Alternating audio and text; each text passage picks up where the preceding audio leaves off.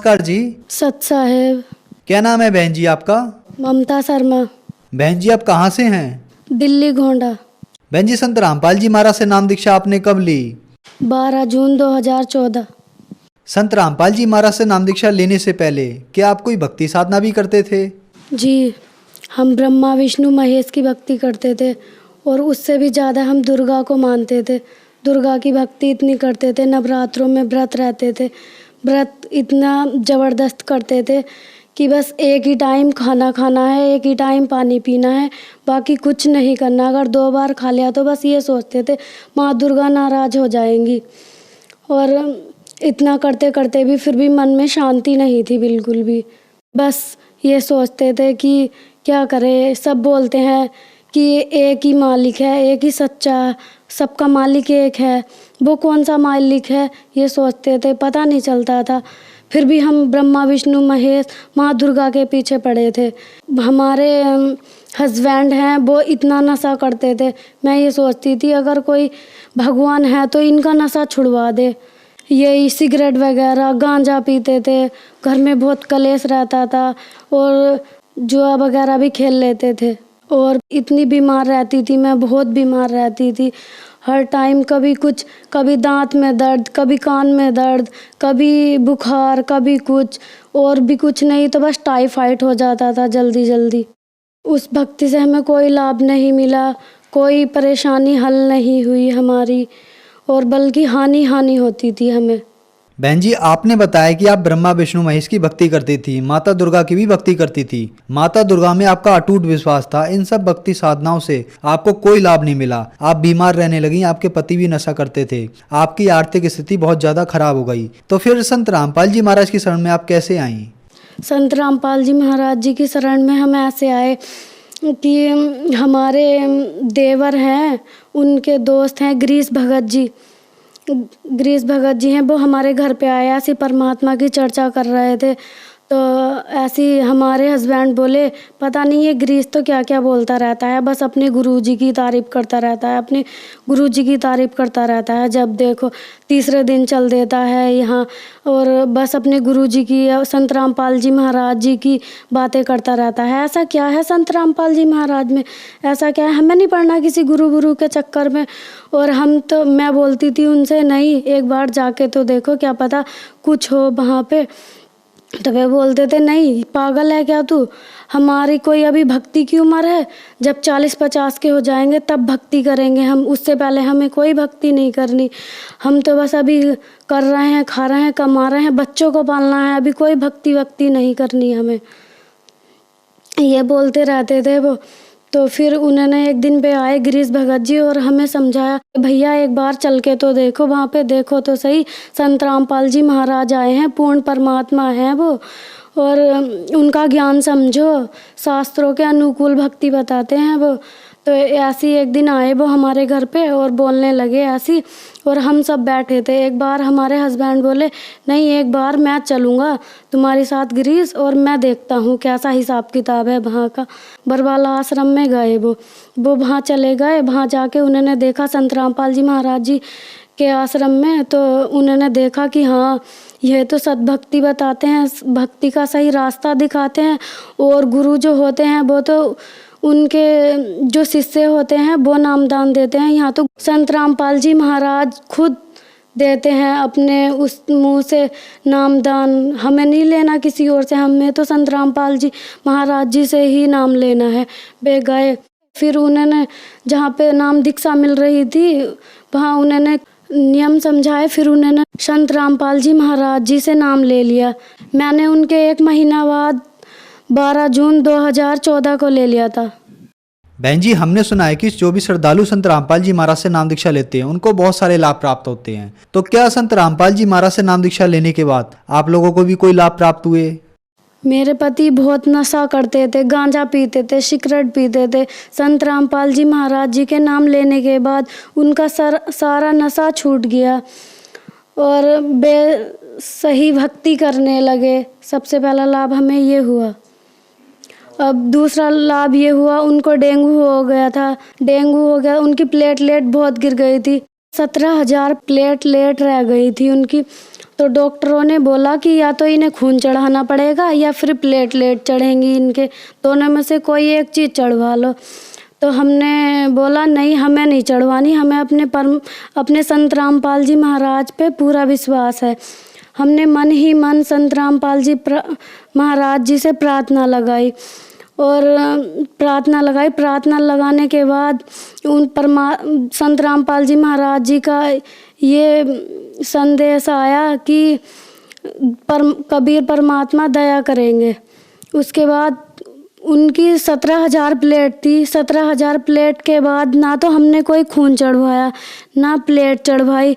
उसके बाद उनकी 50,000 प्लेटलेट हो गई और उसके बाद परमात्मा संत रामपाल जी महाराज जी का इतना चमत्कार हुआ, मन ही मन प्रार्थना करी थी।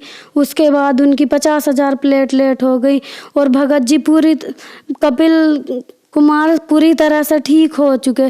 और डॉक्टर बोले ये तो कोई चमत्कार है, ना तो उनके खून चढ़ा ना कोई उनके प्लेट चढ़ी, ये तो भाई तुम्हारा कोई चमत्कार है। तो हमने बोला ये हमारे परमात्मा का चमत्कार है, संत रामपाल जी महाराज जी का चमत्कार है।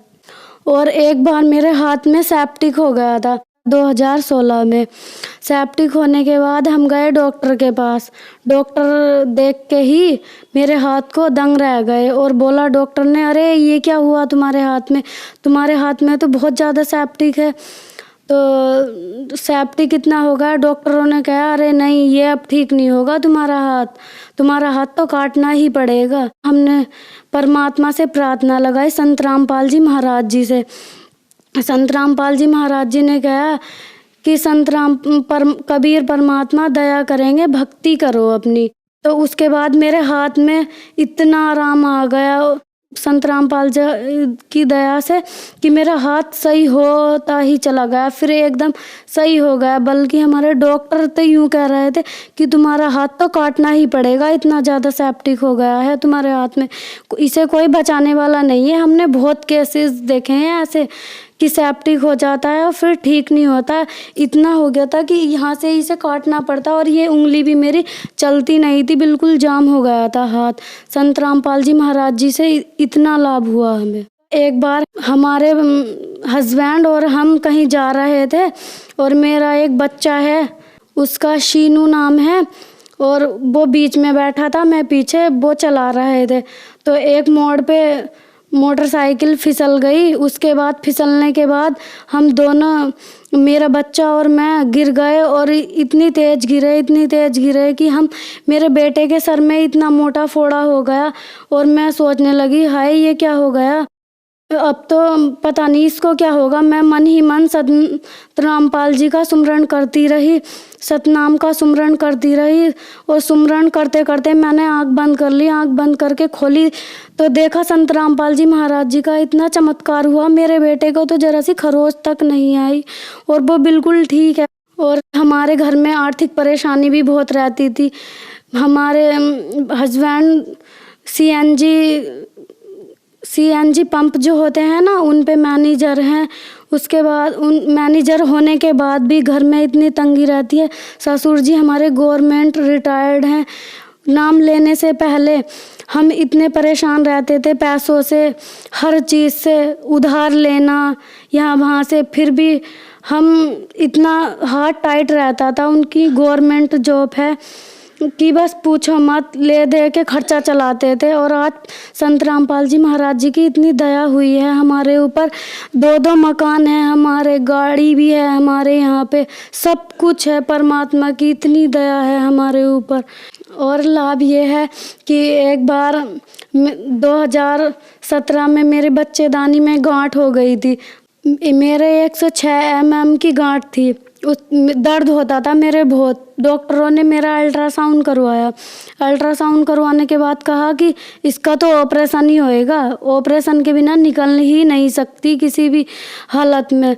तो हमने कहा ऑपरेशन होएगा, अभी तो मेरा छोटा सा बच्चा है, अभी तो मेरा एक ऑपरेशन हो चुका है पहले ही, और अब दूसरा ऑपरेशन होएगा, कैसे करूँगी मैं, इतनी सी उम्र है मेरी छोटी सी। तो डॉक्टरों ने कहा कि देख लो ऑपरेशन तो होना पक्का है इसमें। तो हमने कहा नहीं, ऑपरेशन नहीं करवाना, हमें अपने परमात्मा पे पूरा विश्वास है। हमने संत रामपाल जी महाराज जी से प्रार्थना लगाई और प्रार्थना लगाने के बाद संत रामपाल जी महाराज जी ने कहा सही भक्ति करो बच्चे, सही भक्ति करो। उसके बाद हम भक्ति करते रहे और डॉक्टरों को दिखाया, ऐसी नॉर्मल सी ऐसी एक छोटी सी शीशी दे दी थी उन्होंने पीने की देसी दवाई, उससे ही ठीक हो गई। और संत रामपाल जी महाराज जी का इतना बड़ा चमत्कार हुआ।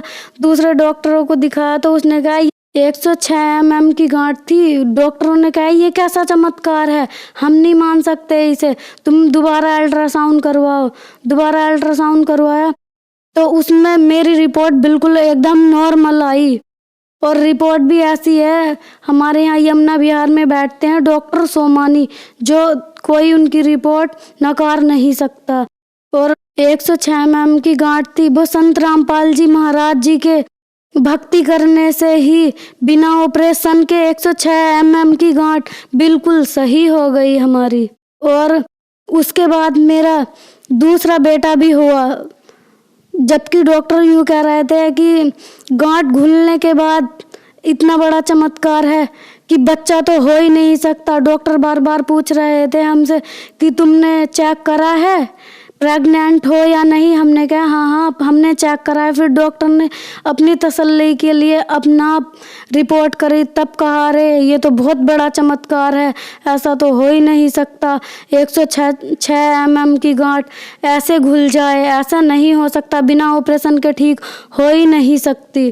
तो हमने कहा कि संत रामपाल जी महाराज जी की सच्ची भक्ति करने से तो सब कुछ हो सकता है। जो मुर्दे को जिंदा कर सकते हैं वो एक गांठ को नहीं घोल सकते। गांठ तो बहुत नॉर्मल सी चीज़ है, ये तो सुख ऐसे ही मिल जाते हैं उनकी भक्ति करने से, संत रामपाल जी महाराज जी की। और मेरा दूसरा बेटा भी हुआ, वो आज 1.5 साल का है और दोनों बेटे मेरे सही हैं, एकदम स्वस्थ हैं। संत रामपाल जी महाराज जी की कृपा से आज हमारा परिवार बहुत सुखी है।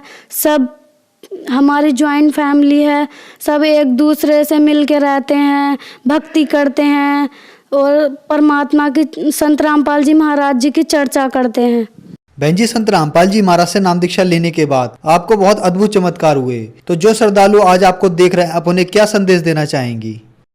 संदेश तो क्या, बस मैं अपने भाई बहनों से प्रार्थना करना चाहूँगी कि वो संत रामपाल जी महाराज जी का ज्ञान समझें और उनसे नाम दीक्षा लें और अपना मोक्ष कराएं। धन्यवाद जी। सत साहिब।